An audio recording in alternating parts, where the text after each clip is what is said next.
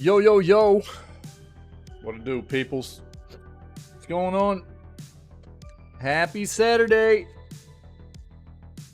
Oh, it's the weekend, man.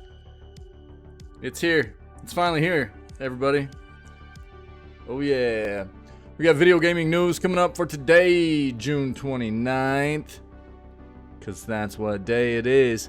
And then we are going to play some Chained Together with Pinky. Yeah, man. This game looks like a lot of fun. And Pinky's going to absolutely hate my guts after this. Because I suck at parkour, man. I suck at parkour in games, and he is phenomenal at it.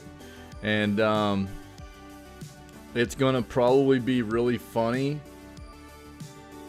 for a lot of us, and absolutely mauling for him. So, we'll see how it goes, man. I'll do my very best, I promise. But that still probably won't be good enough. So, we'll see. We'll see how it goes. I guess on that note, man, let's do what we do. Let's get in here, and let's get started with video gaming news for today. That way we can go play Chained Together afterwards. All right, let's go. Let's do it.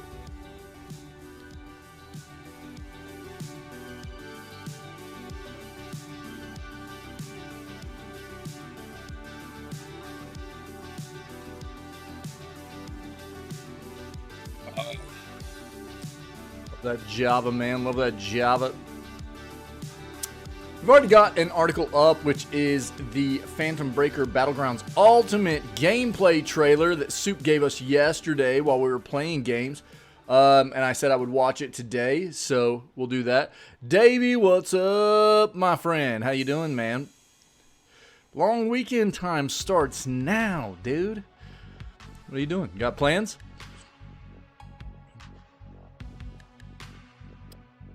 Oh, man. All right. We already talked about Assassin's Creed Remake stuff yesterday. We've actually talked about it before that as well. The reason it's kind of becoming another hot topic is because of us getting closer to the release of AC Shadows. And CEO of Ubisoft, Yves Guillemot, has been talking about more of the originals getting remakes. So, you know, it's a topic right now, but we covered it yesterday, so I'm not gonna dive into that one today. Sam and Max return in Devil's Playhouse remastered this August. We'll take a look at that.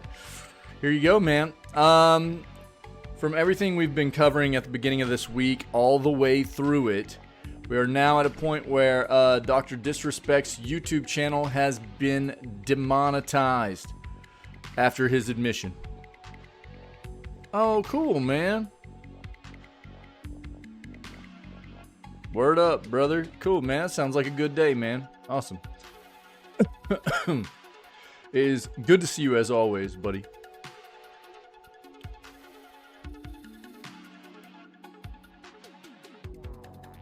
All right.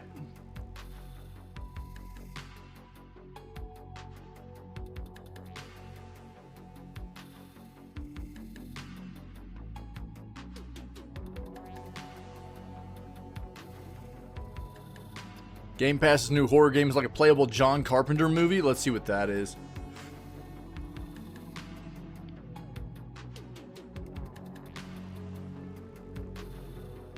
Riot Games is taking a summer break. Look, man, I think this is awesome that they do this.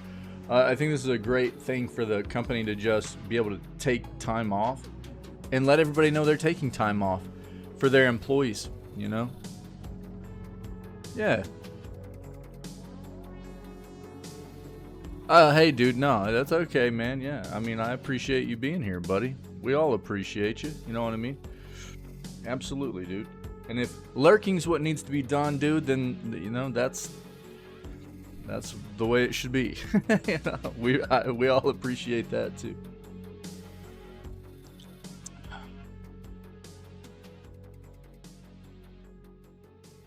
So again, I think I don't think there's any need to really dive into this, but I do think this is important. Riot's a large developer, and I think that it shows they are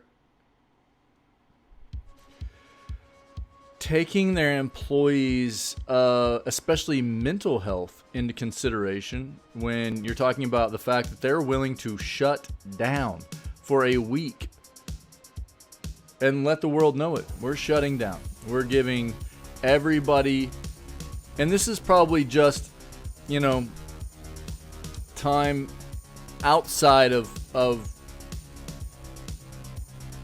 what anybody else normally gets paid time off or whatever, that they just go, we're shutting down. We're letting everybody kind of relax, reset, do what you want to do, whatever that may be, vacations or just relaxing and hanging out, or, you know, but they shut down. And I think it's a smart thing for them to do for their employees and the company itself. Let everybody kind of take a week off, reset, relax, come back together and get back at it, you know? I think that's important, man. This is part of taking care of your employee base.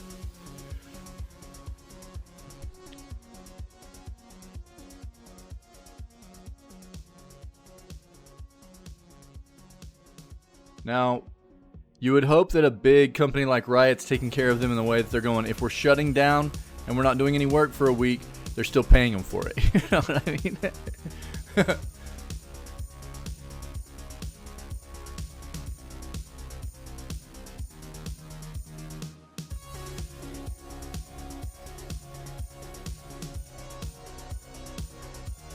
Yeah, we've talked a little bit about this, but let's go ahead and pull this back up. PS Plus games for July have been announced, so let's read through this again for anybody that hasn't seen it.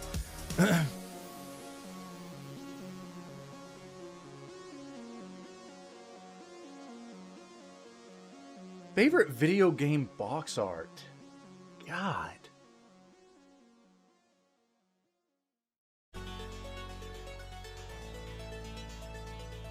I don't think I've ever thought about that. There are a lot that I'm just partial to because of nostalgia. Like Diablo 2, you know, like that one was a big deal for me. Liked that one. I would have to think about that for a while. Oh. Yeah, dude, the CRPGs. The Pathfinder stuff, from what I understand, is good. That's Alcat, I think, is the developer behind that. From what I understand, the impression I've always gotten in regards to the Pathfinder games is that you're either going to enjoy them as a CRPG player, you're going to enjoy them, or you're not. There's not a whole lot of middle ground for those. They're a bit different from what I understand. And there's just one of those games where I feel like people are quite divided on whether or not it's a good game or a bad game. So you'll have to let me know what you think about it, man. Yeah, I've never played any of the Pathfinder games, but you know, I've played Divinity, I've played Pillars, I've played, you know, Tyranny. I've played all, you know, I've played a lot of CRPGs, BG3, and but I haven't ever worked my way into the Pathfinder stuff, man. Y'all have to let me know.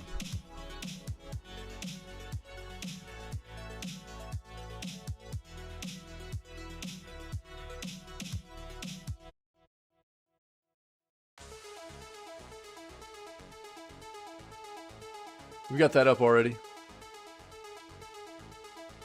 I think this is I haven't been a fan of the and I haven't played Shadow of the Erd Tree, but I haven't really been a fan of this whole notion that it's getting review bombed for being too difficult.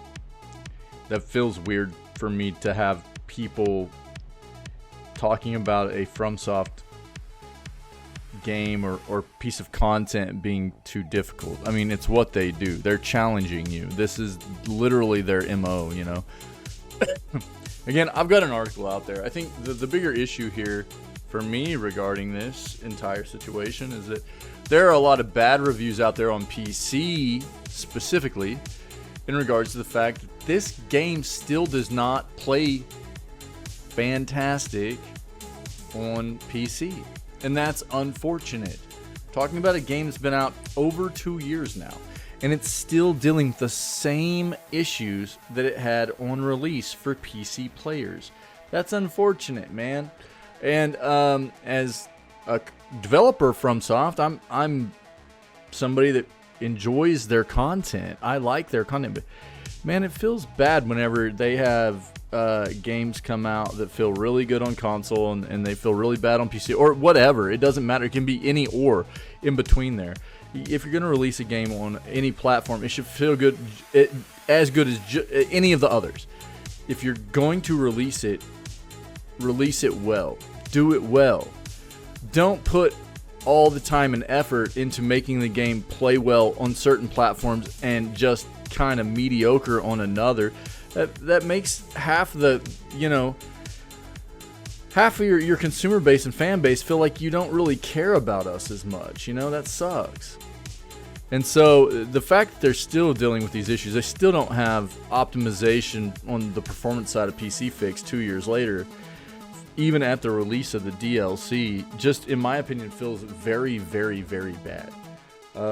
And again, it's not all PCs, but there are definitely still a chunk of gamers out there that are having legitimate performance issues. And that's just what developers have to be willing to take on. I know it's difficult. I know that. I know that the variations in wide configurations of hardware that PC offers presents quite the challenge as opposed to the very static hardware that consoles use. But if you're going to release it, you need to do it well, man. And Elden Ring has felt these issues from release. They're still not fixed. That feels terrible. Terrible.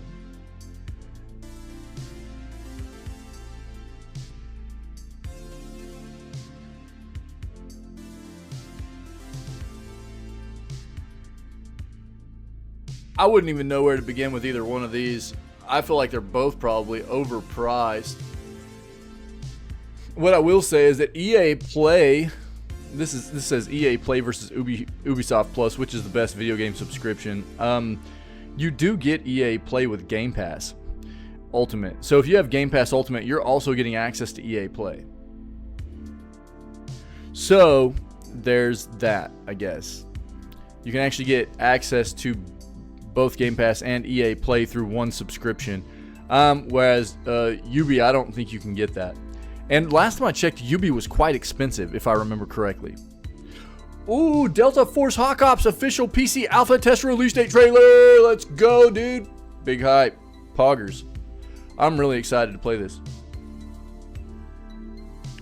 I mean, I've had a bookmarked watch 4 hours of Delta Force Hawk Ops since, like, when did this come out?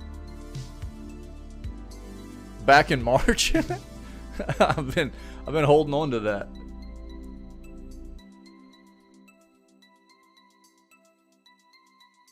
Sounds like Amazon's Tomb Raider and Lord of the Rings video game reveals are not too far away. We'll see what's going on there.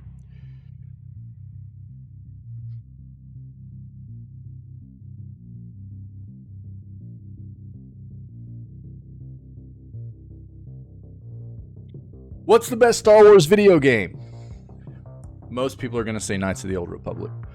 The newer ones, the Jedi games, I think content-wise are phenomenal. It feels bad that Respawn did such a bad job at releasing those performance-wise.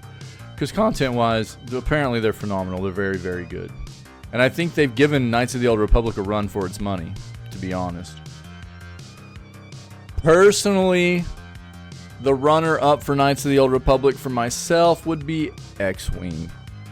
I just have a soft spot for the old space combat simulator, as it was a very early childhood PC game for me to play, and I loved it, man. It was phenomenal.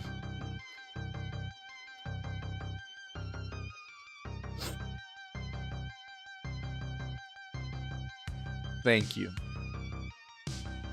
Thank you. I'm not gonna dive too far into this morning, but I talked about this notion yesterday.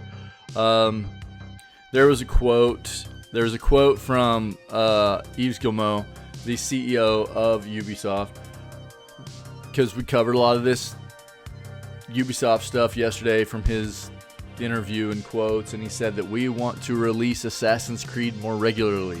And I'm like, bro, how much more regularly can it get? We're talking, we've had, what, 14 mainline titles and 17 spin-off titles. I respect that right there, Davey. I do. Talk about that, though. It's, what is that? Like, just over 30 titles in roughly 17 years that they've had in the Assassin's Creed franchise. And they're talking about wanting to release more regularly. And I've already had, I mean, it's been one of the turnoffs for me about a series like that is the regularity of the releases. It feels like it's quantity over quality. And I'm not saying there aren't some quality titles in that series. Don't get me wrong.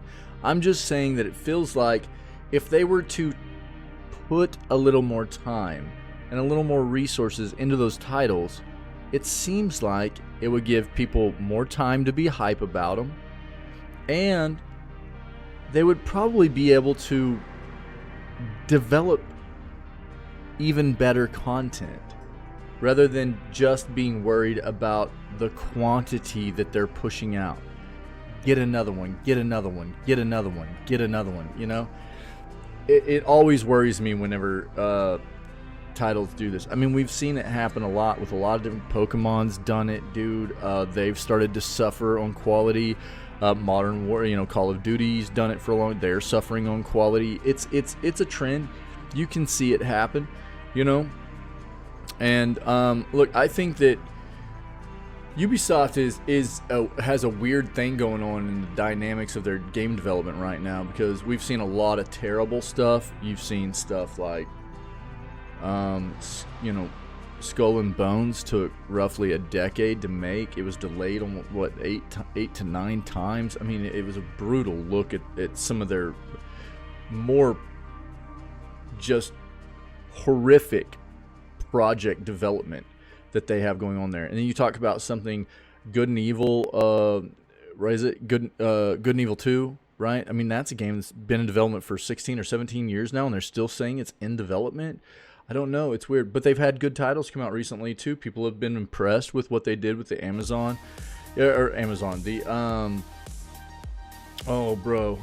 game. The Avatar game adaptation. People were pretty impressed with that. They've done a pretty solid job with bringing back Prince of Persia.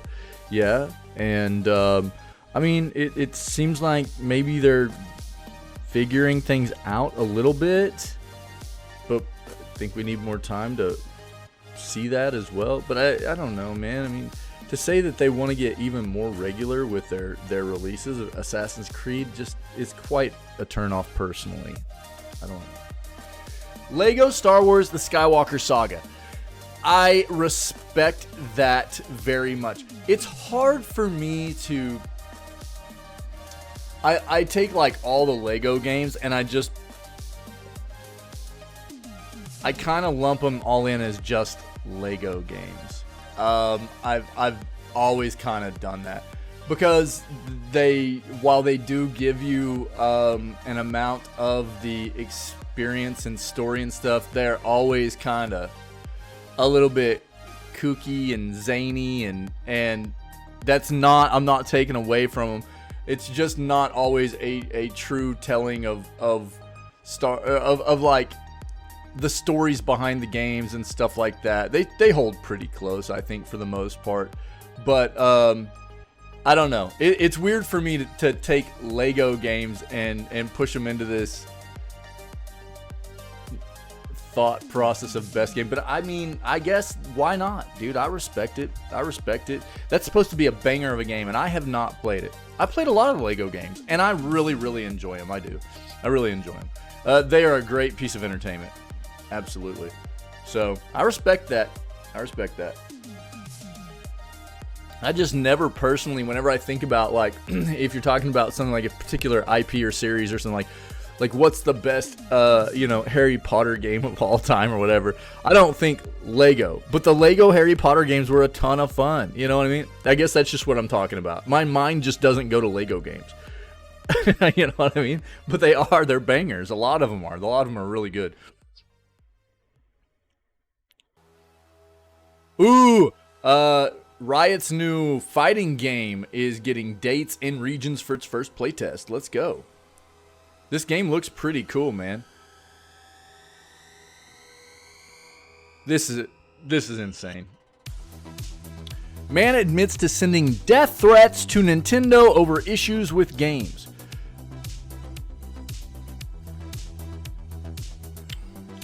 So, I've talked a long time about the reason why it feels like, personally, in my opinion, one of the big reasons a lot of developers don't want to have open communication with a lot of us as gaming enthusiasts is because of crap like this, okay?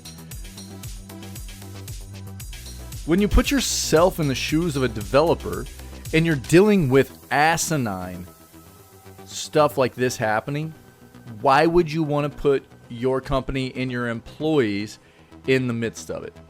In the crosshairs of crazy people. Crazy people. This is on the same front.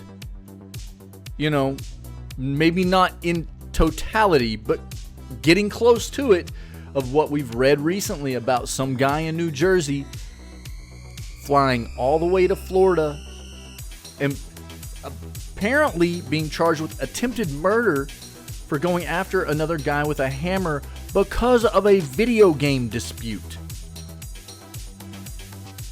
Like, people are losing their minds.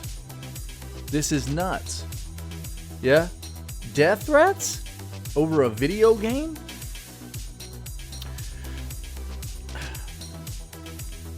Sad.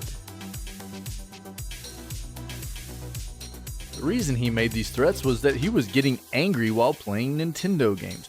These are the kinds of people that have underlying issues. We talk about a lot. Video games have been the scapegoat for a lot of issues that people have acted on for violent acts or whatever, you name it, right?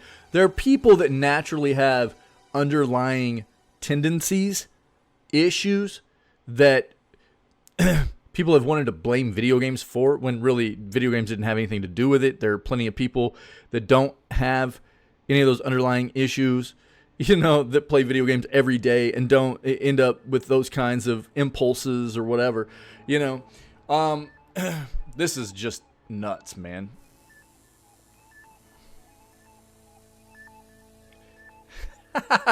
We were just talking about this. Beyond Good and Evil 2. Again, 16 years now this has been in development. And they're still saying it's in development at Ubisoft, by the way. We talked about it recently.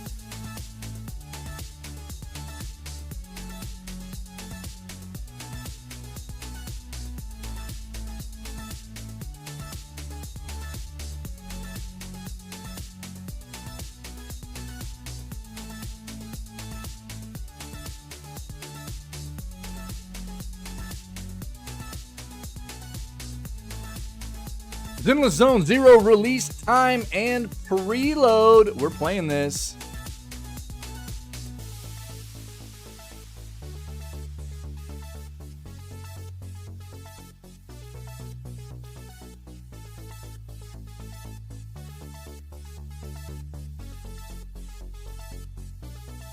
CRKD Nitro Deck Plus.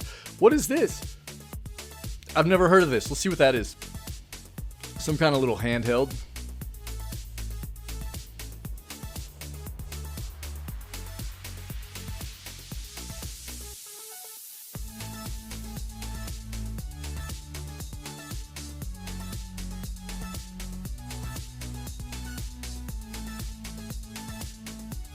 DreamWorks strikes a new deal in quest to turn popular video games into animated movies and shows. Let's see what's going on there.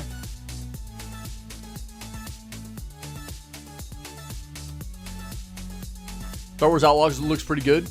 Hope it's good. Yeah, I think a lot of people are hopeful. A lot of people are hopeful. I will say, what I've seen so far, what Ubi has shown, Ubisoft, especially in their showcase there, earlier this month, looked pretty solid. I thought it looked pretty good. It's them being willing to showcase a lot of gameplay and stuff was important. That's a very good look. I'm still a bit hesitant on the front of Ubisoft games, but again, I mean, they've been doing better in my opinion. I listed some games earlier, as well as X Defiant, I think is a pretty solid title. Even as a free-to-play one, I think they've been doing a pretty good job. And, I hope it's good, dude. I hope it's good because, I'm not planning on playing it on release. Ubisoft is still one of those developers that is, really kind of suspect for me as far as whether or not I can trust buying into their games on release at, like, that AAA or close to AAA price point, but it does look good. And really for me what it is that's one of those series like Star Wars, Warhammer, Lord of the Rings. It's so polluted with titles, everybody, because so many people love that universe. There are all kinds of companies trying to make more games in that universe and entertainment as a whole, really. And for video gaming enthusiasts, especially, I want the quality of games to always be good, but especially because there are those IPs, those games that are built on those universes where there's really not a whole lot that are phenomenal. There's a bunch that are mediocre, and there's quite a few that are subpar, really, too. That's why I want it to be good. I want it to be good for Star Wars fans. I want it to be good for Star Wars fans. And not just being baited into titles that are, okay content-wise and get sold on this premise of being in the universe they love. But it does look pretty good. I agree.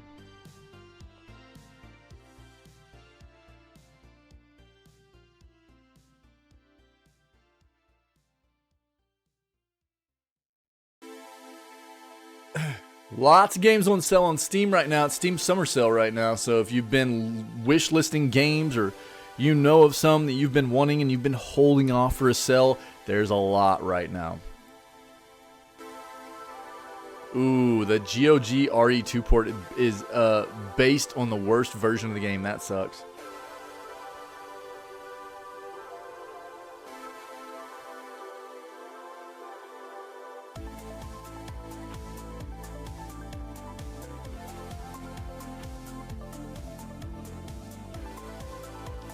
Yeah, we read about this yesterday. Actually, we talked about this, where basically Kick was asked whether or not they would be willing to take on Dr. Disrespect, and basically what it came down for me was, from what it sounded like, they were still assessing the situation and being quoted as such, and it seemed like a way for them to keep the door open to the idea and possibility of bringing in Dr. Disrespect to their platform. And if you look at yesterday's segment where I'm talking about this situation, my notion was that they shouldn't. This is an individual that, from his actions, doesn't deserve to be taken on by any platform. He deserves to be canceled for this, in my opinion. This is an individual that you don't want to see gain power and authority over other people when he's willing to do things like that. Don't get me wrong. Again, when we're going to talk more about this situation today, as I have an article up already, but people make mistakes. We're flawed. We're human. There are some things that are just morally, not going to be okay. And the, stuff that he was engaged in was not okay. And I think that's really what this comes down to.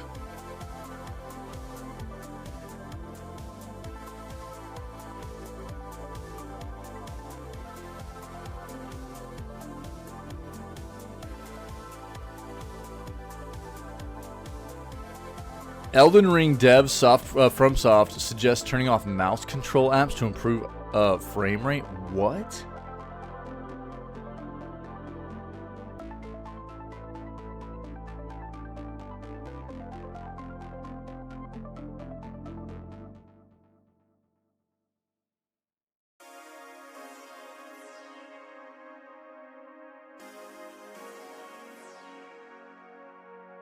Stadia's coming back? What? No.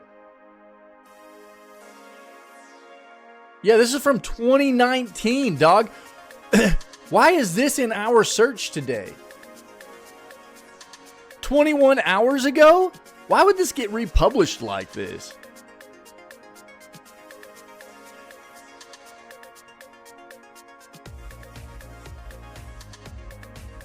We've already talked about this too, Star Wars Bounty Hunter stuff.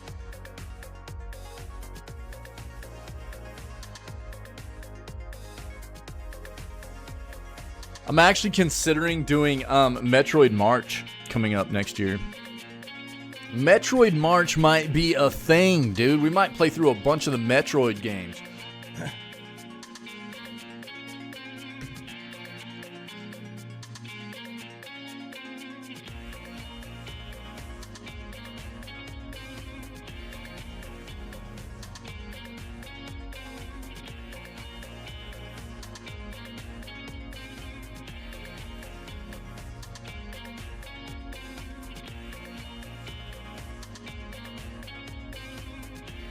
Really?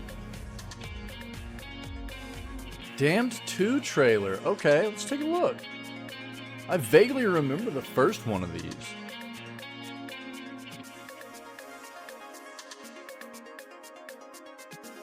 New action RPG inspired by Dark Messiah of Might and Magic? Really? Looks almost too good to be true. And some people are worried it's the day before all over again. Oh no. Alright, well, let's take a look at this. Oh no, dude. Zoocosis looks wild. Fanatical Charity Bundle? We'll take a look at that. 16 games for $7 while supporting a wonderful cause. Dude, shouldn't we have a GDQ event coming up? Is there a GDQ event coming up?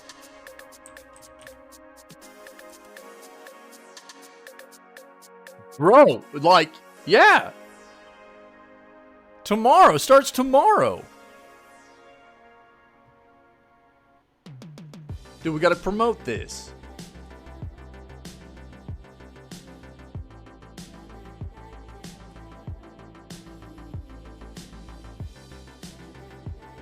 Dude, I'm so glad I thought about that. I knew there had to be one coming up sometime pretty soon. Sick, dude. Summer Games Done Quick coming up starting tomorrow. Amazing, dude. Let's go.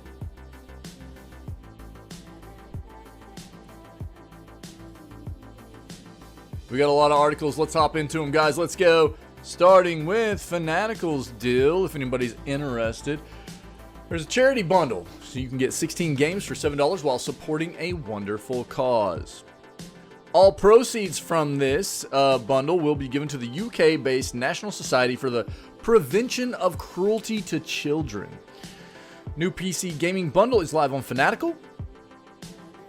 And again, the proceeds from each sale will go towards the National Society for the Prevention of Cruelty to Children, NSPCC.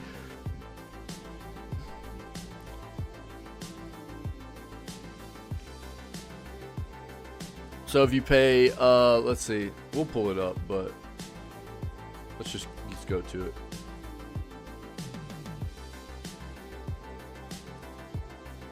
Hold on. Should be able to do it like this.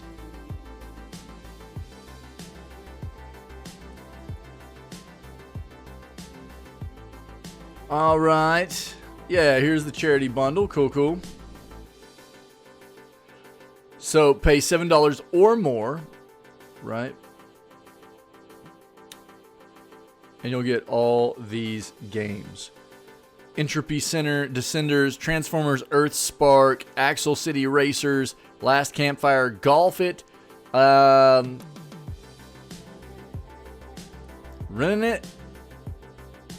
No, that's Minute Fun Racer, Baby Shark, Sing and Swim, Little Orpheus, Snake Pass, Ondi, Itera, Glitch Busters, Shatter, Breakneck, and Hoa.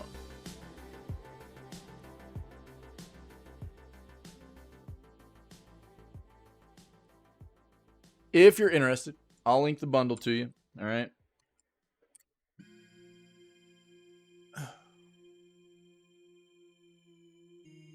New action RPG inspired by Dark Messiah of Might and Magic looks almost too good to be true. Some people are worried it's the day before all over again. That is quite yikers. There's plenty of excitement for the newly announced Alcahest, but it's also some doubt. Let's take a look at this.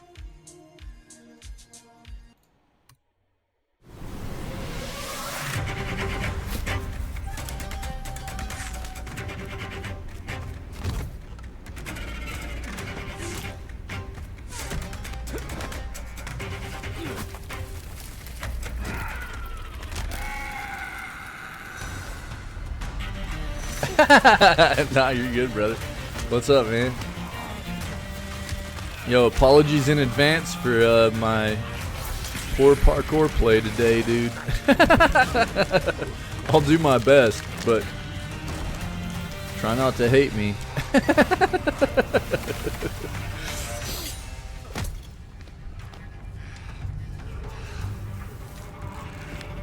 Have me ready, it's okay. Alright, cool.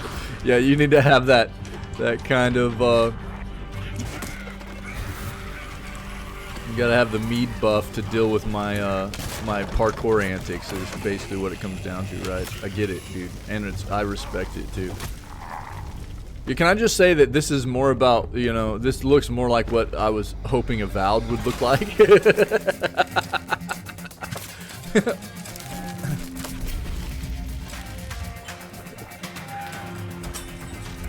This looks insanely cool, dude. Yo, Gabs, holy crap, dude, how are you? Yo, we've talked about you a little bit. Only good things, I promise. I promise. Yeah, actually, we were just, you know, I was like, man, I wonder how Gabs is doing, you know, stuff like that.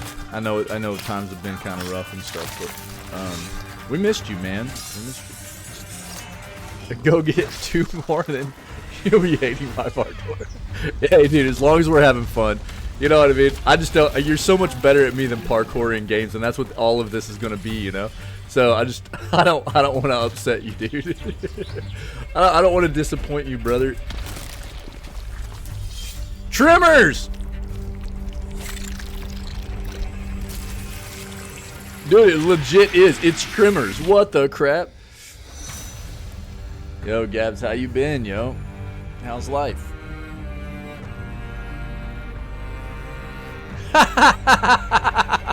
Yeah, basically, dude. Yeah.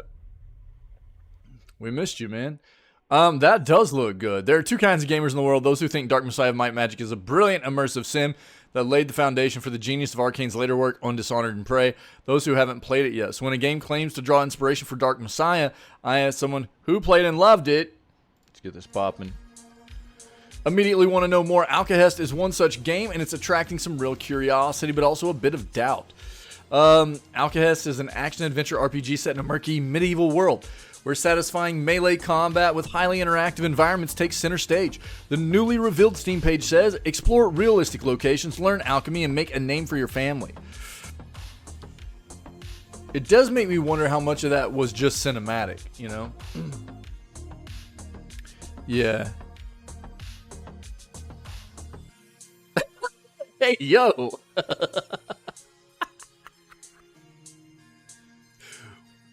Bro!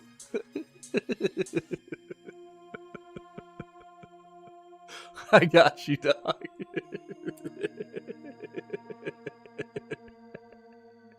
Bro.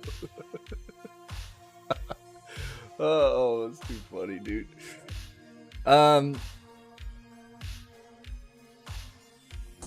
Nothing too remarkable there as far as video games go, but it's the trailer that's attracting attention. The Dark Messiah vibes are definitely on point. It's a little too good, too sharp, too smooth, too pre-rendered. It's led some people to dismiss it as somehow fake. It's even drawn a few comparisons to the day before, the zombie survival game that looked brilliant. Yeah, when we first saw it, but it ultimately delivered one of the most spectacular train wrecks in recent history. Yep. Developer Pushon said that the Alcahest Discord that the trailer conveys the feeling of the game well, but also acknowledged that while in-game assets were used in the video, some of the camera angles and animations have been crafted specifically for the trailer. Yeah, gonna have to be careful about this one. What we've seen here in this trailer, I think, is a big grain of salt here, guys. Big grain of salt, okay? But probably worth tracking. Let's see this. I'll link it to you if you're interested. I'm gonna track it and we'll see. But you always need to be. Is that Jesus? Yes, Parkour Jesus is who that is.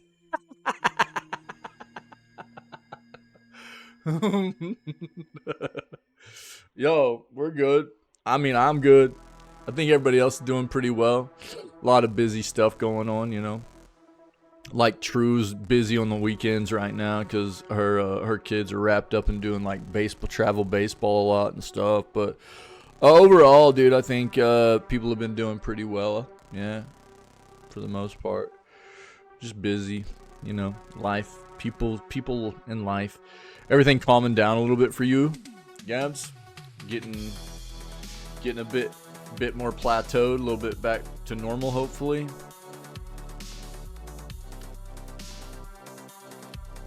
We missed you too, man.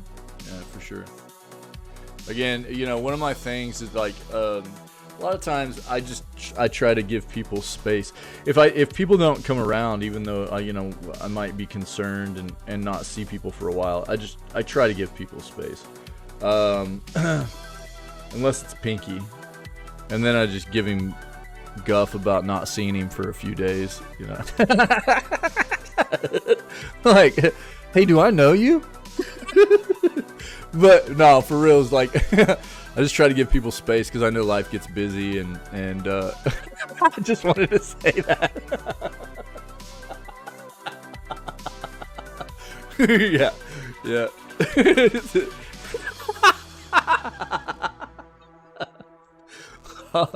Well, I mean, I don't know. Maybe I miss you a little too much, bro.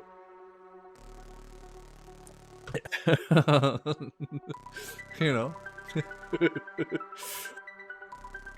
Finished school, so now I have summer vacation. Next year will be my last. Ooh, all right, cool. What's the plans after school, man? You going to like uni? Because we're talking high school being over, right? It's the whole chapter on our bromance. Nah, it's just continuing to evolve, you know. It's just, you know what I've been thinking about? Wasn't there a whole new like season of your show that came out? What's it called? Your Netflix show? Bridgerton, or what's the name of it? Is that it? I saw that come out not too long back, and I was like, I bet Gabs is going nuts. Yeah. That's why I saw that come out, and I was like, I bet Gabs is going crazy, dude. Yeah. Yo, I don't need to hear any more about that, alright? We'll just leave that right there.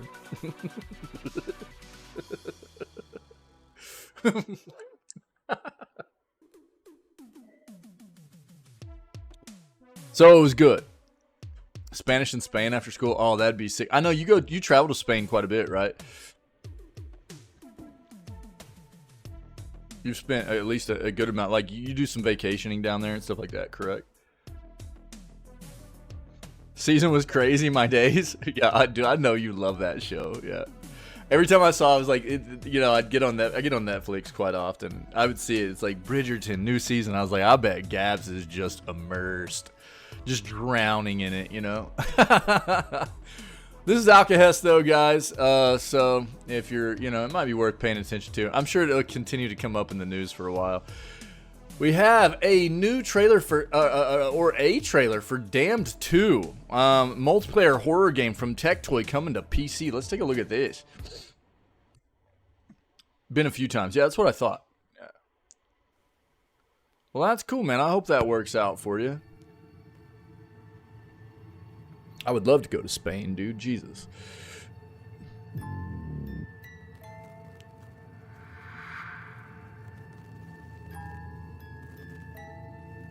I was supposed to at one point, actually, but my plans got derailed and I just never made it over afterwards.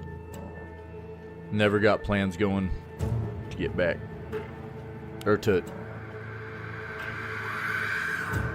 go over. What is this?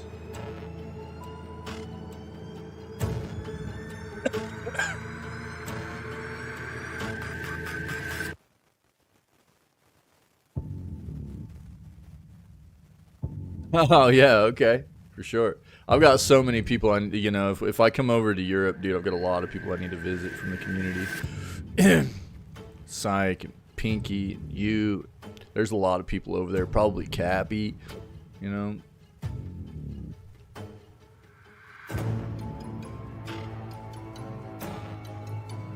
Going on tour? I would love to. I would love to.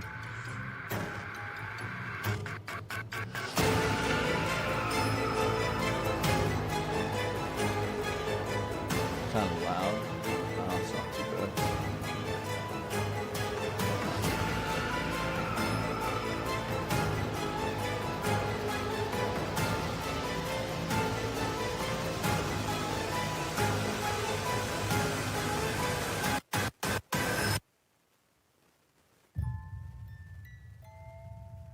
Okay.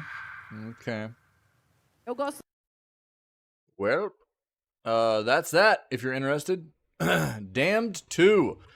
Amazon's Tomb Raider and Lord of the Rings video game reveals are not too far away, apparently.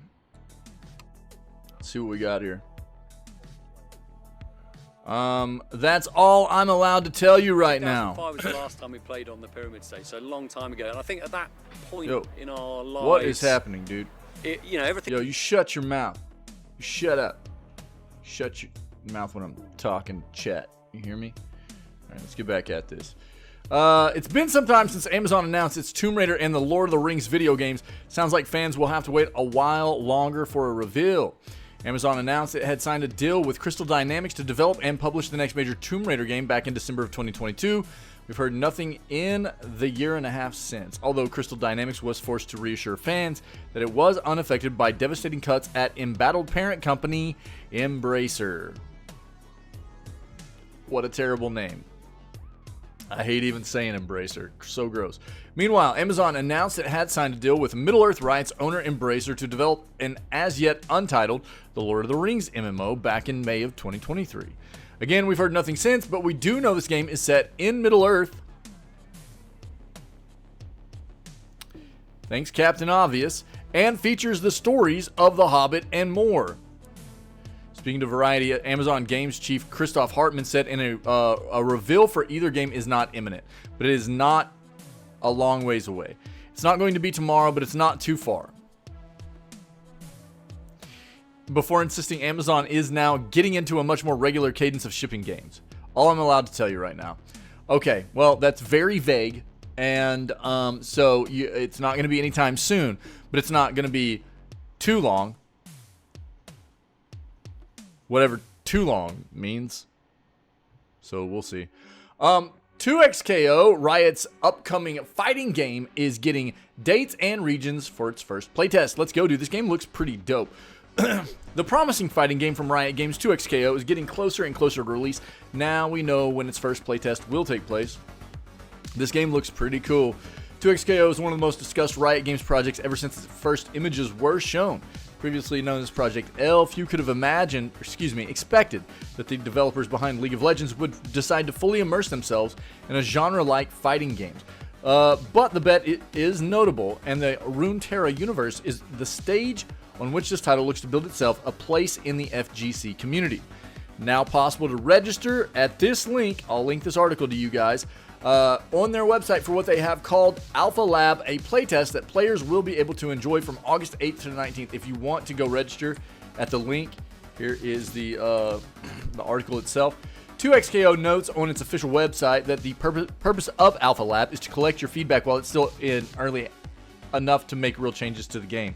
2XKO is still in an unpolished state, but the team's hope is that by giving you our first draft, jank and all, we have time to cook before the game launches in 2025. You know, this is one of those things where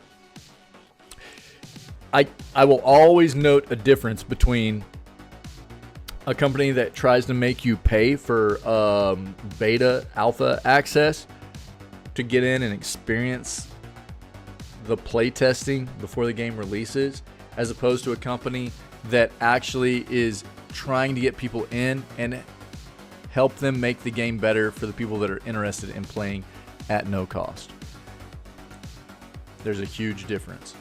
The playtest can be enjoyed in the US, Canada, the UK, France, Brazil, Japan, and Mexico. We have to wait and see if any more regions end up being added to the Alpha Lab. But for now, players who are not in the territories listed above will have to wait to be able to enjoy the long-awaited fighting games from Riot Games. This game does look sick. It looks, as a fighting game, it looks pretty cool so far. And if you haven't seen anything about it, I would say look it up, especially if you like the League of Legends universe, you like fighting games, either or. Take a look and maybe get in here and do a little bit of some playtesting and help them out, you know? Could be good. Zenless Zone Zero. We're playing this. We're playing this in this community, man, together. Together. Forever. Zenless Zone Zero release time and preload. It's almost time for version 1.0 of the action RPG, peoples. Zenless Zone Zero 1.0 is just around the corner, and the long wait for Hoyoverse's urban fantasy action RPG is basically at an end. We're so close now that we can finally talk about fine details, like at which precise time the game will be unlocked and when you can start preloading. So, Hoyoverse's next game will launch simultaneously on PC, PS5, iOS, and Android. A first for the company, but not a challenge it won't be able to tackle thanks to its vast resources and talent. Full cross-progression capabilities, you can choose whichever device you want to start out with and can easily continue playing on a different one. Release time is going to be July 4th at 10 a.m. UTC. All right? You can see all the time zones here. So, for me, it's July 3rd at 9 p.m. Right? Which is going to be like July 4th at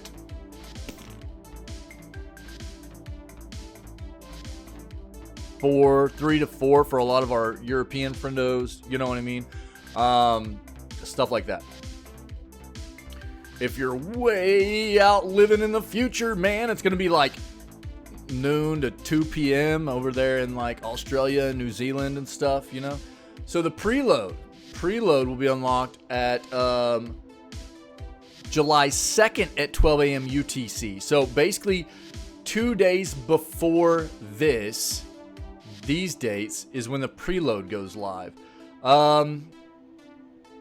You will be able to preload Zenless ahead of release, which will save you from having to wait for a long download when the game is already unlocked. That's especially great for all the players in Europe who are planning to wake up early in the morning. Yeah.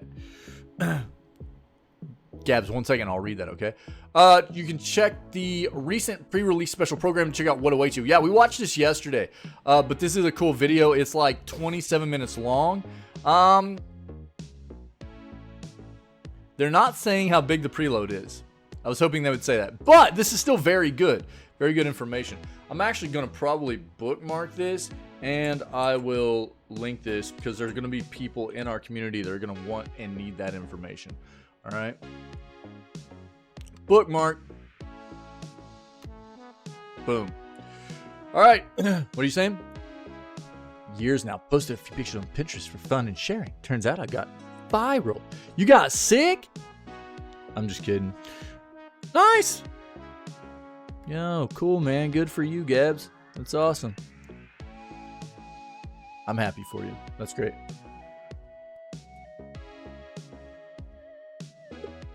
You deserve it, my friend. That's fantastic.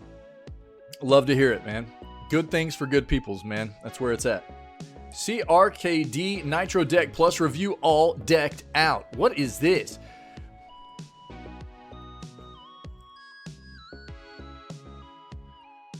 Looking at the CRKD Nitro deck for a while, only holding on pulling the trigger because I don't use my Switch much. Then my wife was trying to find a good birthday present for me, and soon afterwards I was the proud owner of the Emerald Green variant. Of course, as soon as I got when the Plus model was announced, while I never did a proper review for the original after using the Nitro Deck Plus, there might not be a better controller accessory for your Switch. This is cool!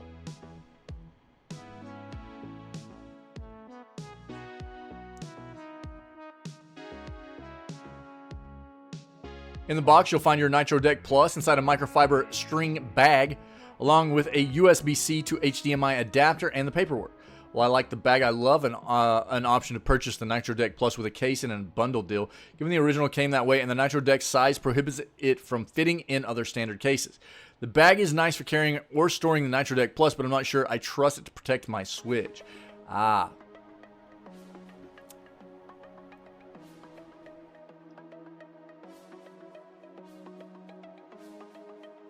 So what's the benefit of this then?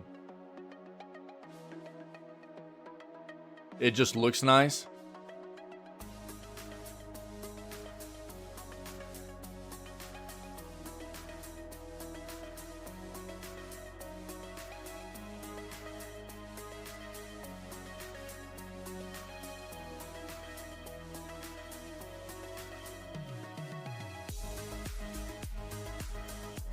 Maybe it feels a little more chunky, which I would be good with. Because I hate how small the Joy-Cons are and everything. Holding the Nitro Deck Plus in hand just feels right. The Nitro Deck Plus turns your Switch into something Steam Deck sized. Fitting well in your grip along with giving you controls that feel standard. That alone is a huge selling point for this device. Being able to use thumbsticks, buttons, and triggers that are normal sized. Yes. Okay, thank you. Yeah, I'm in. Nice, Gabs. That's awesome. I'm super happy for you. Now when using Joy-Cons, my Switch feels shrunken. And even with smaller hands, it's just not as comfortable as what the Nitro Deck and Plus provides. Not only size that matters. Is it not, though?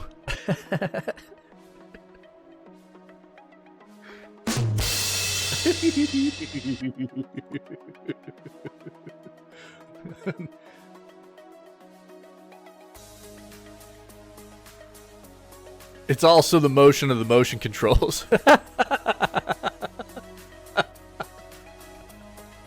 It's not just the size that matters. I can't, bro. I'm flipping dead. Going to work with the next Switch? I would say doubtful. But nobody really knows yet. Because the next Switch hasn't been released, so nobody would know whether so basically whatever the so what we've actually already been hearing is I would say the chances of it fitting just naturally are going to be slim. We already have heard rumors that instead of the Joy-Cons being slide in on the current Switch, they're more of a magnetic kind of connection. But that's not necessarily confirmed and official yet either. So there's probably going to be differences in size. Maybe the way that the things connect, you know what I mean, on the way that the actual panel for the Switch itself would slide into a device like this, even if it would fit dimension-wise. I would say it's highly unlikely. Personally, that would be what I would say to expect. Highly unlikely. Controls also feel great, especially the thumbsticks, which are now offset as opposed to the original's parallel location. These have Hall effect sensors, so the number one issue you encounter with Joy-Cons is nearly non-existent here in stick drift. You can also swap out different thumbstick tops available from CRKD, which is a nice bonus. Pressing the buttons and triggers all feel crisp. The only real feedback I would give would be to add a textured grip to the ZR and ZL triggers. but that's more personal preference. You can add some little grippy texture things to those. That's not hard. As I'm not a fan of gloss finishes, I agree. I think it's stupid to have gloss finishes on triggers. Most buttons in general, you know.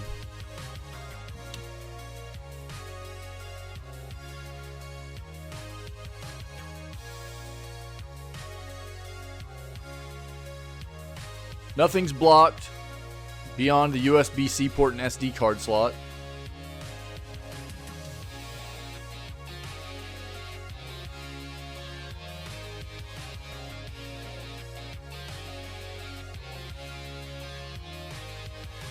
Only knock is the kickstand.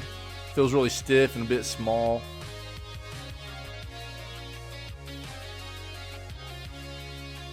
I don't know.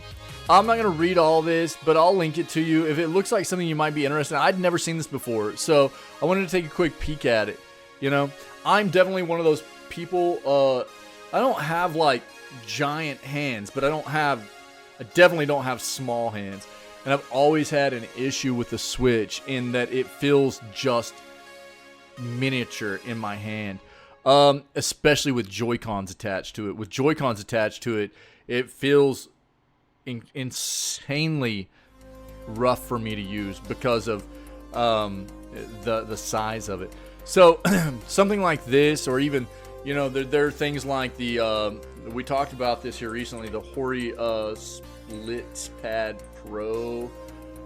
This is something that can also help if you've got you feel the need for something, and this thing's pretty cool to add in to give you more of a real controller feel on the side of your Switch. You know, they've even got an adapter that you can use. You can see it right here. There's an adapter that comes with it where you can actually just plug it into your Switch and use it as a regular controller, you know, stuff like that. So there are options out there, but if this looks like something you're interested in, I'll link it to you. Okay. DreamWorks strikes new deal in quest to turn popular video games into animated movies and shows. DreamWorks Animation has signed a deal with media company Story Kitchen to get video games-based movies and TV shows in its pipeline. The report notes that no adaptations are currently in development, but future announcements are expected soon. So Story Kitchen's other current projects are game-based adaptations that they're already working on outside of what has just been established as a new contract, right? They've got a Vampire Survivors animated TV show coming, Netflix's upcoming Tomb Raider animated series they're doing, Lionsgate's film adaptation of Streets of Rage, and an It Takes Two adaptation for Amazon. So we'll see what else comes from them moving forward, all right? DreamWorks has been at it for a long time. They usually do pretty good stuff. Elden Ring developer From Software suggests turning off mouse control apps to improve Shadow of the Erdtree frame rate.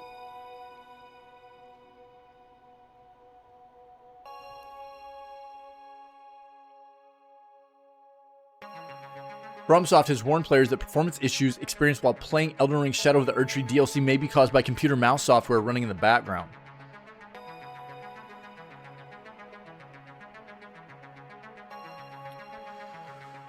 Shadow of the Erdtree released critical acclaim on June 21st, with IGN's review awarding the expansion a 10. However, many in the community have since complained about the significant performance issues on both console and PC, which contributed to a review bombing that saw the DLC slip to a mixed overall user rating on Steam.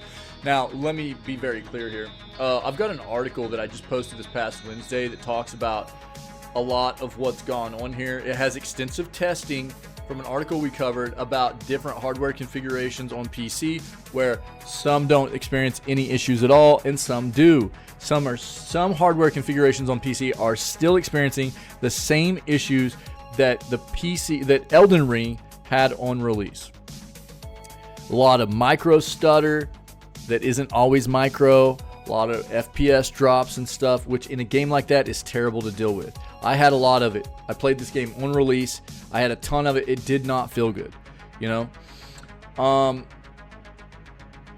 Now, all the review bombing was not just the review bombing. Okay, I can't. I don't like the way they stated this. Let me say this. Many in the community have since complained about significant performance issues on both console and PC, which contributed to a review bombing that saw the DLC slip to a mixed overall user rating on Steam. Performance issues are grounds for negative reviews. That is not review bombing. Review bombing has happened for this game because people were throwing a fit at the difficulty level of Shadow of the Erdtree. FromSoft, in my opinion, is a company you have to know that they're going to be pushing you to your limits. And the people that were throwing fits about the difficulty level and stuff, it felt like, yeah, they were getting review bombed for that. But getting review bombed because you still haven't figured out performance issues for a lot of your PC gamers 2 years after your game is released and on the release of your DLC expansion? No, that's not review bombing. That is warranted negative reviews is what that is. According to a recent From Software tweet, these issues may partially be remedied by closing, and hey, look, partially be remedied by closing any third-party computer mouse software prior to launching the game. Are you kidding me? In the PC version, the frame rate may not be stable when playing the game while running a mouse control related app. In that case, please try playing the game after stopping the mouse control related app.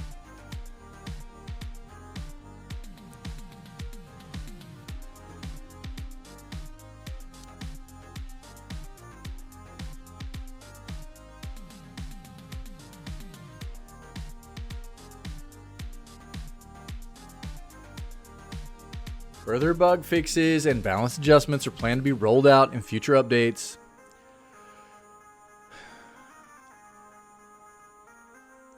Give me a break. They need to figure this out on their end. You don't see a lot of other games that are made for... This is the problem. They didn't develop this game very well for PC. This is the issue. They developed this game, and apparently console's not... You know, they're having a little bit of performance stuff over there, but normally Elden Ring's played very, very well on console, especially in comparison to PC. They didn't develop this game for PC, really. They ported it from a console version they made, and it feels quite bad. And, you know... FromSoft has had issues on this front notoriously on PC releases of a lot of their games. I will say Armored Core 6 apparently was pretty good on PC, but there have been issues in their past with releases on PC. And I don't think that they are a phenomenal PC developer. I think that they have a lot of issues. And when you're talking about something like this, yeah, they might have found... They need to fix this. They need to find out why it is various different mouse, you know, controlling software that is causing issues and fix that in their game. Get an update out. It's nice that they're trying to help people figure out how to get a better experience right now, but this is their job. They need to fix this for the gamers, man. Xbox Game Pass's new horror game is like a playable John Carpenter movie. What is this?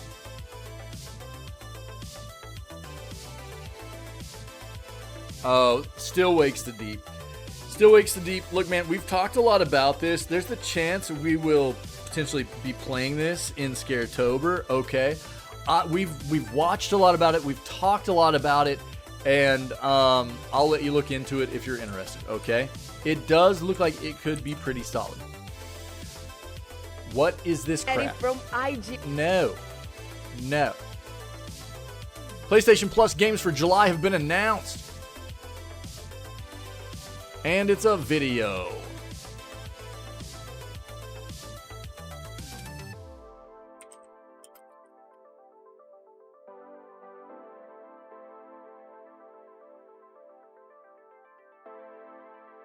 We've already talked about it, but I'm just going to pull it back up real quick.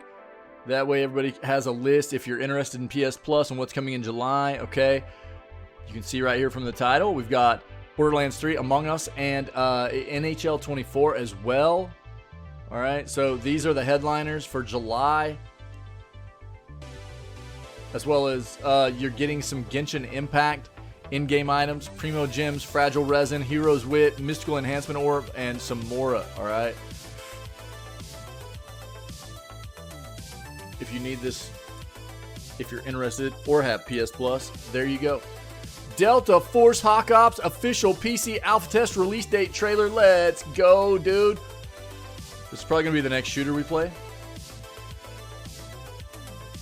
Let's go. Let's watch this trailer.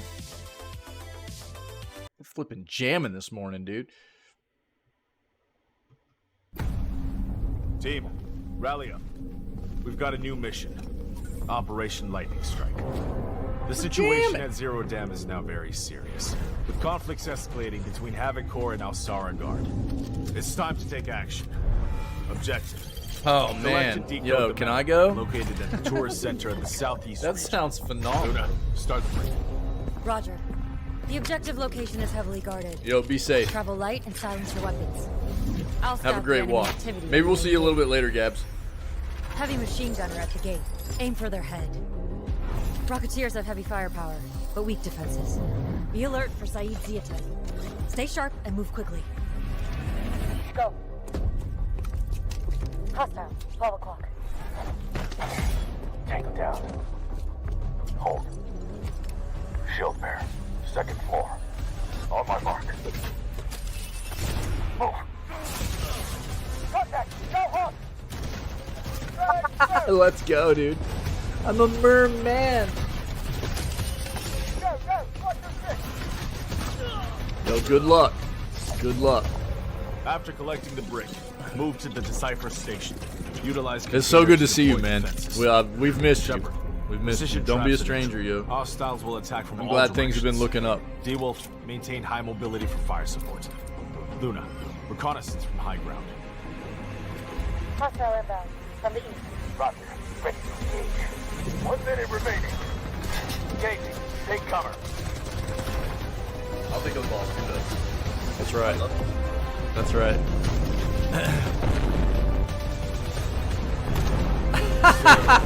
It's not over yet. Make a swift transition to the extraction Oh, point. man. Remember, You're a the trip, mission is yo. only complete upon successful extraction.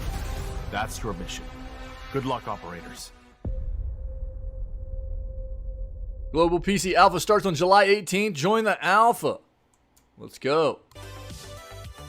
Yo, take it easy, my friend. Be safe. Maybe we'll see you later, okay? Online free-to-play action shooter developed by Team Jade. Players will... Stop this, man. Return to the classic series with an upgraded arsenal of weaponry, enhanced visuals, and an improvements across the board for modern platforms. Let me see if I can get the link to this, though, for the...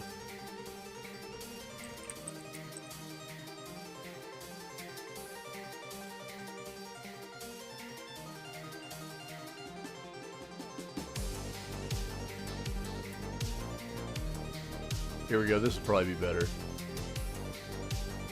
That's a banger right there. Yeah. Yeah, there's the website right here. July 18th, dude.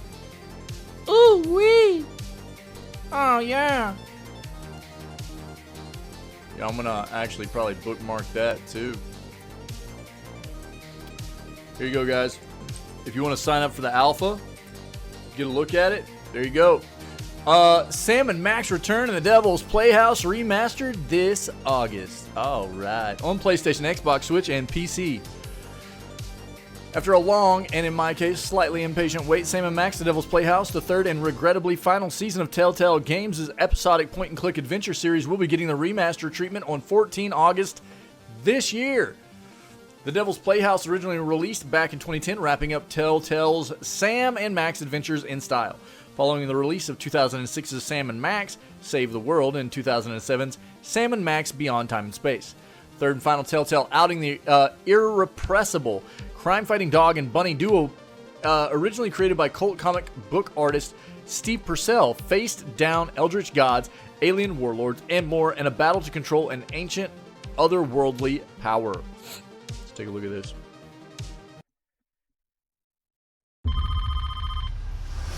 Sam and Max, freelance police. Cue up the entrance music. If any one of us could unlock the power of the mind, would we use I it to have explore the power. mysteries of the infinite, or would we use it to destroy?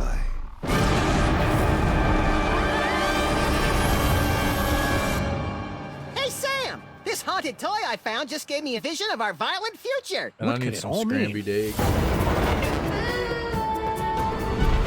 I just want to get to the part where I have those sweet psychic powers. Minions, after him! I smell a convoluted plan coming on. 2 in 1 blow. I think he crushed my trachea. Will Max be able to control his emerging powers? Or are his visions of the future a sign of tragedy to come? Enjoying the ride, Sam? Shouldn't I be waking up about now? We're on the case. Freelance police, I heard a lot about you guys. I have come to issue a They challenge. remaster either of the I offer others. the adventure of a They just go lifetime. straight for the third Now we're one. getting to the good part. Looks like it's time to boil the haggis. Max is all short-term memory. I have to bring him back up to speed every once in a while. Giant talking dog! This is merely the overture of a symphony of mayhem that will blow your ever-loving mind.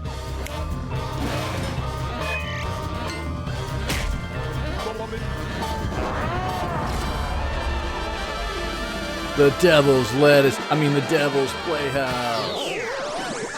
Error. Cannot remove inventory. Where do you keep your personal It's items? none of your damn business, computer.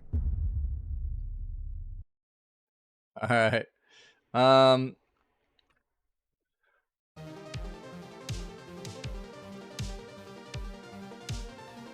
It got a little bit delayed. It was supposed to come out last year.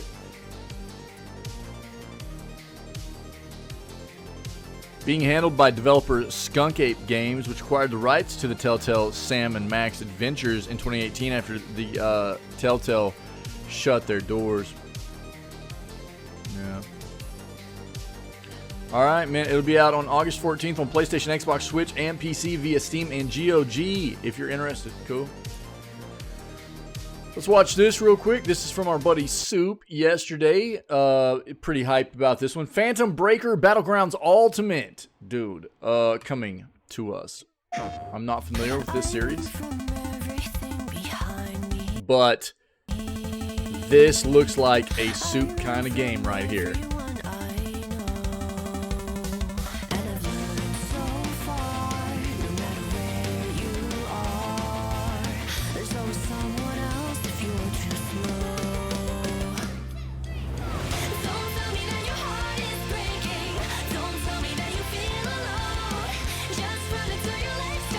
Flipping banger, dude. What a song.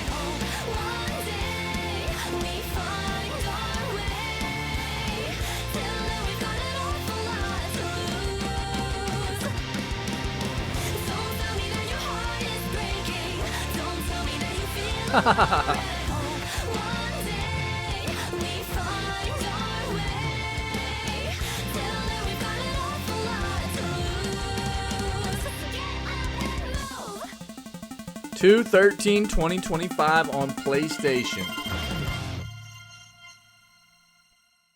Pre-order at rocketpanda.shop. There you go, man. Thank you, Soup. Appreciate it, buddy. PBBGU is rebuilt from the ground up in UE5. A remarkable game, stands as a complete remaster of the beloved original beat 'em up from 2013. There you go. Coming out February of 2025 if you're interested. All right. Yo, I don't know what made me think of this morning because I hadn't heard anything about it, but I was like, I think it was the charity. We were looking at fanatical stuff and charity stuff, and I was like, dude, shouldn't we be having a Games Done Quick coming up? And literally starts tomorrow. So Summer Games Done Quick starts tomorrow, June 30th, and runs through July 6th in Minneapolis, Minnesota, man. So if you don't know what Games Done Quick is, it is an amazing organization that I'll just read this for you. How about this? What is Games Done Quick? If you don't already know, phenomenal organization. A series of charity video game marathons. These events feature high-level gameplay by speedrunners raising money for charity. Games Done Quick has teamed up with several charities in its 9-year history, including Doctors Without Borders and the Prevent Cancer Foundation. Currently the largest fundraising event globally for both charities. To date, Games Done Quick has raised over $45 million for charity. We also average over 3,000 people in attendance at the events, including staff, volunteers, runners, and attendees just looking to have fun and support the event. It's just about speedrunning. They have a great time. Even if you're not into speedrunning personally, which I'm not, it's fun to watch a lot of this. And again, it's for a good cause. You know, it's charity, man. They support some amazing organizations. Again, Doctors Without Borders, Prevent Cancer Foundation. It's great stuff. This starts tomorrow. They've got a Twitch page that I actually have set up as a recommended page to watch whenever I'm not live from my own channel. And I am pretty constantly recommending people check out their website, their stream. This is their Twitch page and everything, links to their Twitch page. They've got all kinds of, you know, VODs on their YouTube channel from previous runs and records that get taken on and stuff like that. It's really, really neat. I think that everybody should be supporting this organization. It's amazing. They do great stuff, and it will be running for the next week starting tomorrow. It'll be 24 hours for the next 7 days starting tomorrow. They just constantly are doing runs, and it gives you a place to go hang out, watch some cool stuff happen with games. They've actually got a schedule you can look at. Check it out. Boop, boop, boop. Game list is live. You can go here and you can see the game list. It literally tells you everything, right? Who the runner is, what the game name and console it's being played on, the category it's being played in, all kinds of stuff, right? So you've got like After Image on PC, Alan Wake 2 PlayStation 5, Arzette the Jewel of Faramore on PC, Astral Chain on Switch, Balatro on PC, Baldur's Gate 3 on PC, all this stuff. And you just keep going. And usually they have dates along with it too. I don't know why they don't have it separated by what date. But basically for the next 6 days, that's how this pops off, okay? So, pretty awesome. Good stuff, man. Highly recommend. All right, last and not least, here we go again, dude. We have literally been covering new information on this front since the beginning of the week. I pushed out an article VOD on YouTube Wednesday after we had covered the initial blow up of this situation, before Doc had admitted and after we had gotten the tweets had come out and kind of blown this wide open finally. And yesterday and Thursday we had discussions about what was going on here with basically Dr. Disrespect admitting to having inappropriate conversations with a minor, but really was trying to do his very best to act like he didn't do anything wrong, you know? And what this comes down to really is what I said on Tuesday was there had to be something to it. There had to be something to it for both Twitch to drop this individual as well as his own development company to drop him. There had to be something to it. And then the snowball kept rolling. The doc came out. Apparently he was well aware from what we're finding out. We read a Rolling Stone article yesterday. Big shout out to our buddy Cash, Casual Gamer. He brought that to us, as well as another article we were reading that really showed us that the doc knew this individual was underage, was still engaging in inappropriate conversations to the point of even apparently trying to meet up with them at a TwitchCon convention. In essence, it wasn't definitive, but it was definitely leading into that kind of notion. And it's one of those situations where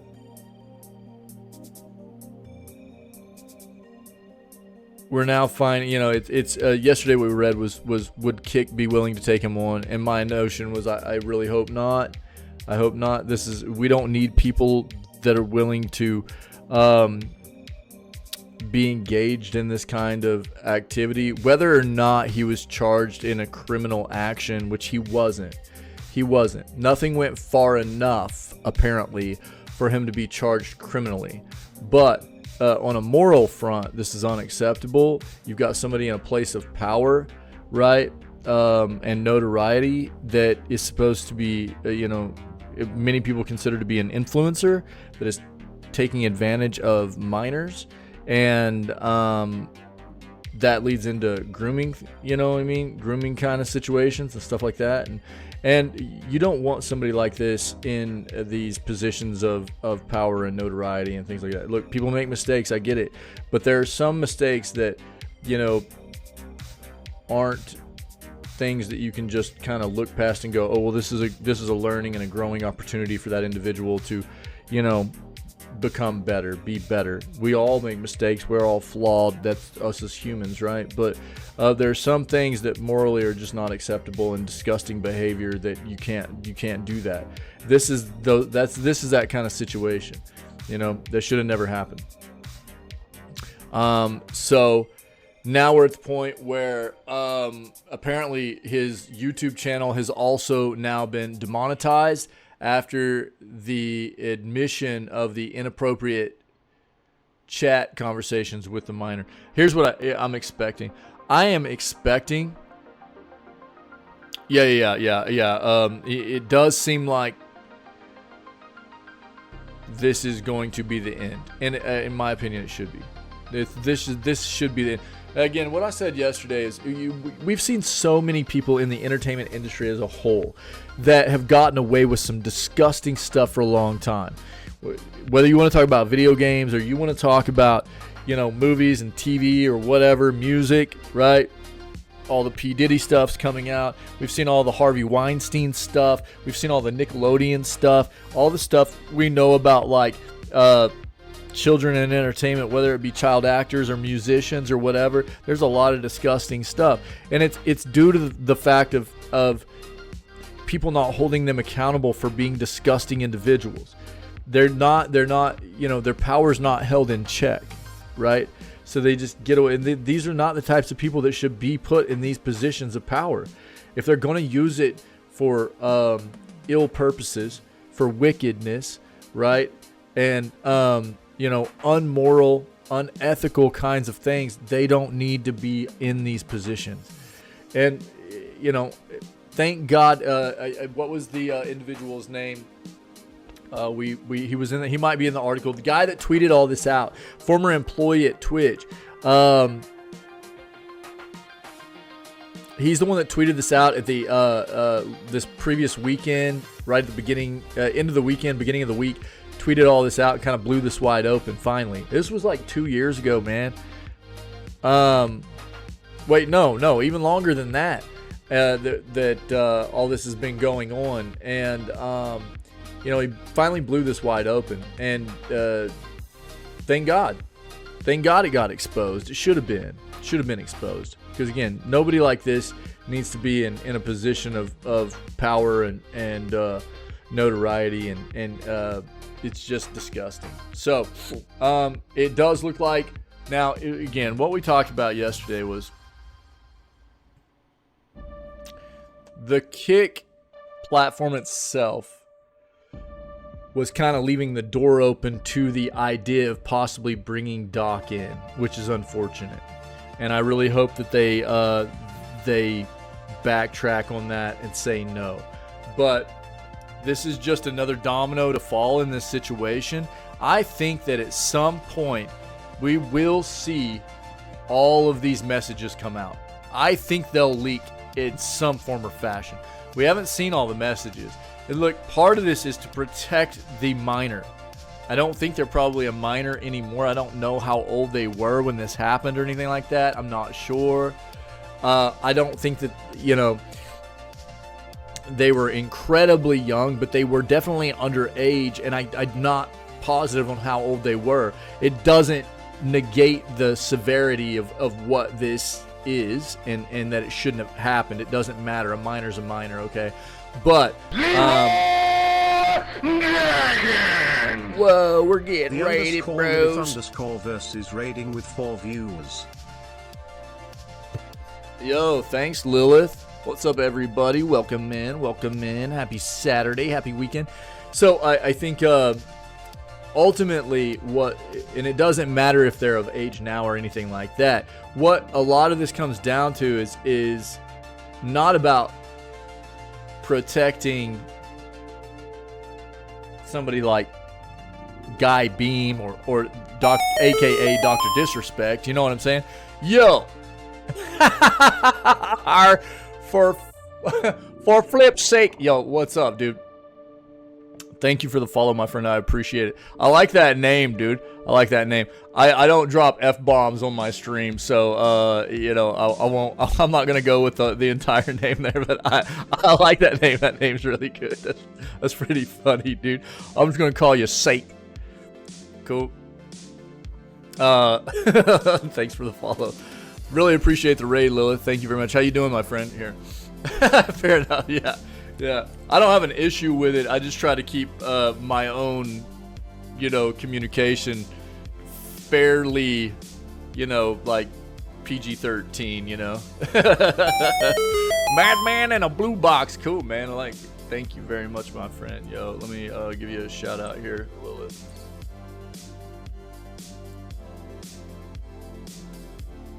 Yo, what? Oh, there it is.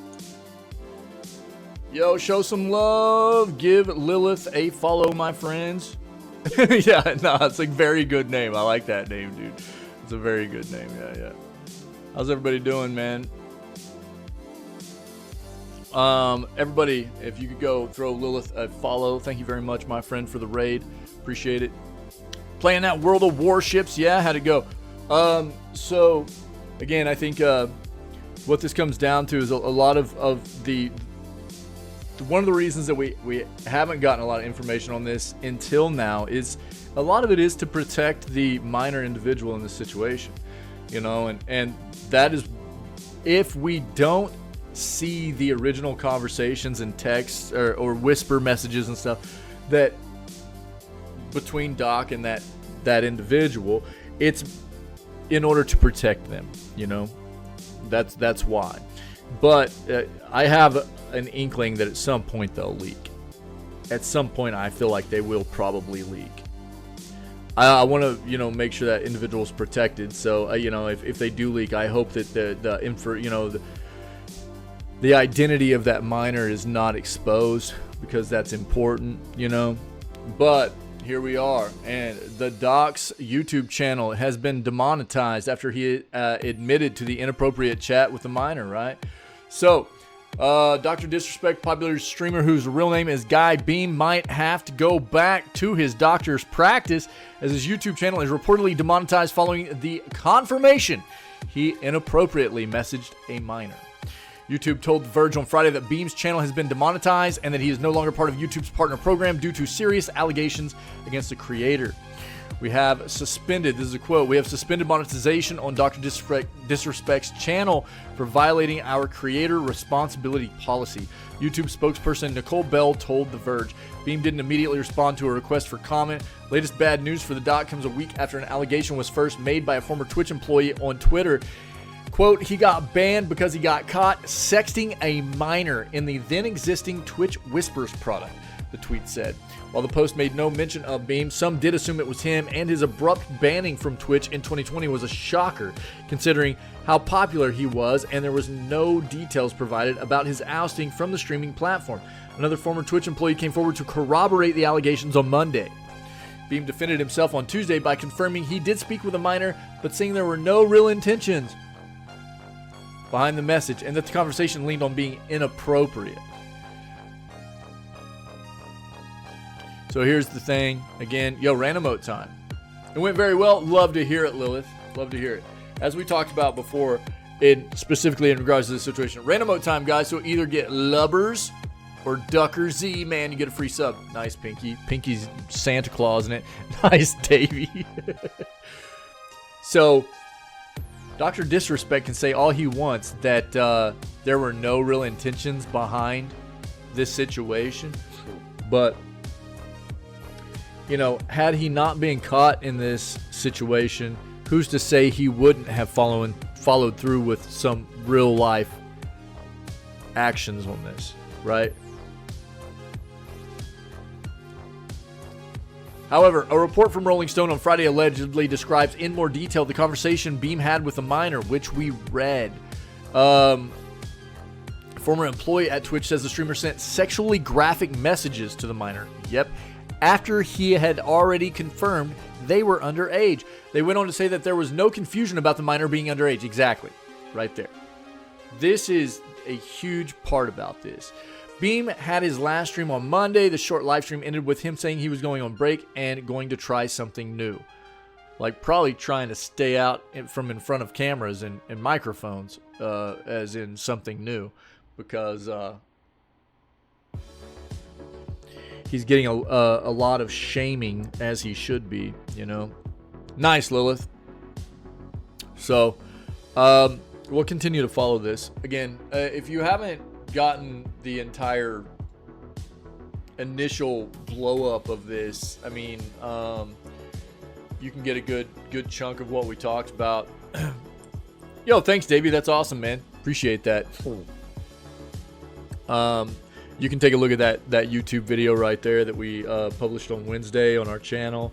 That comes from earlier in the week when a lot of this came to a head, and it was even before the doc had basically admitted to this. So from between that video and what we're talking about right now, you can have a pretty good idea of how this has progressed.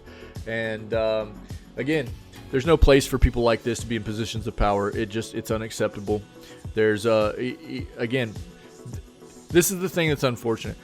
I've seen a lot of videos recently, recent videos of the doc on YouTube. And you've got those people that are fans of his that are backing him up on this and are acting like people are just trying to, you know, gaslight him into being canceled and stuff like that. He made a terrible mistake. You know what I mean? Which is ultimately not really acceptable at all for somebody in his... It's not acceptable for anybody, okay? Morally... Even though he wasn't criminally charged with anything so far, I don't expect it necessarily to happen. I think it would have been done by now with all the information that I'm sure parties have since this happened, because this was years and years ago. But morally unacceptable and just, you know, needs to be canceled. Shouldn't be in any position of power or notoriety or anything like that. So I think that what's happening here is appropriate. And I think that he knew that if this came out, this would happen. And I think that's, you know, he's reeling from it, I'm sure. Look at this idiot. Yo, Thomas Jasic 99, get banned, stupid bot. Everybody say bye to the bot. See ya, idiot. That's the news, man. Look at the explosion. Yo, we're gonna go play Chain Together with Pinky here in a moment. Big shout out to Lilith for the raid, and to Steak and Blue Box, man, for the follows. Appreciate it, guys. Much appreciated. Another banger video gaming news segment. We're not done here, man. We're not going anywhere. We've got plenty of time left in the stream to play games for the rest of the day. We're going to play Chain together for the first time. Pinky and I are going to play Chain together. It's going to be a good time. But this is the end of the video gaming news segment of what we do. Every day, man, we stay current on what's happening in the industry as a whole. Just try to promote a healthier place for all of us as gaming enthusiasts and consumers of these products and stuff like that. So that's why I find it important to stay on top of what's going on in the industry, and that's why I do this at the beginning of all my streams. So we're live 6 days a week, every day but Wednesday. We're live at starting 6 a.m. CST CDT. That's 7 a.m. Eastern or 4 a.m. Pacific time. Those are all North American times. Convert that to your own because I don't know them all. And then we move on and play games like we're about to do right now. So, you know, we've got an amazing community full of awesome people. It's about, you know, trying to lift each other up in this world that can be so brutal and beat us down on the constant. Give people a place to always feel welcome and safe and invited, and take care of one another and build awesome friendships and have a good time playing games while we do it, you know. So if you can dig that, come be a part of what we're doing when we're doing it. You know, we're always looking to build this community in the right way and with more amazing people. So other than that, stay healthy, stay safe, be kind. I'm going to run an outro real quick to kind of sum up this news segment. But as soon as it's over, I'll be right back up here and we will start getting ready for playing games for the rest of the day, okay? I'll see you guys in 1 second.